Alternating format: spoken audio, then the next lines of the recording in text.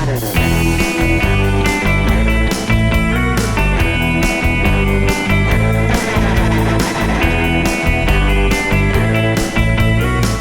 spoke about parents, we spoke about policymakers, but very, very important is the schools as well.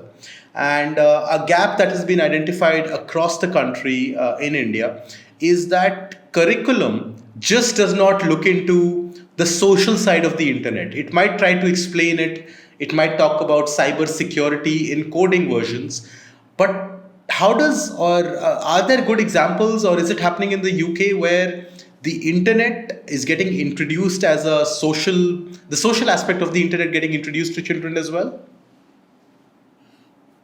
I wish it were.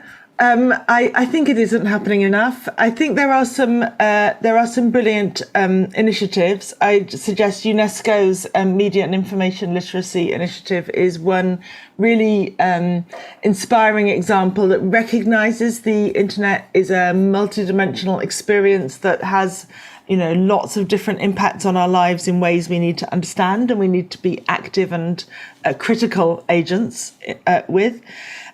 But I think lots of education systems are kind of very focused on, you know, maths and writing and science and kind of traditional subjects. And even though the technology in Britain, the technology is definitely in the classroom, but it's still too much regarded as a tool. And it's still too much regarded as a individual tool. You know, each one does their own work on it, and personalised learning in a way kind of exacerbates that. It puts each child in their own little learning headspace. But as you say, the internet is as social as is our communities and everyday lives. And working out how to navigate that for better and worse is just so important for children, you know, from when they begin using the internet or when they begin going to school. I think some of the traditions in media education around creating media, the maker movement is a really interesting case. I think it is everywhere, though maybe too much for the privileged.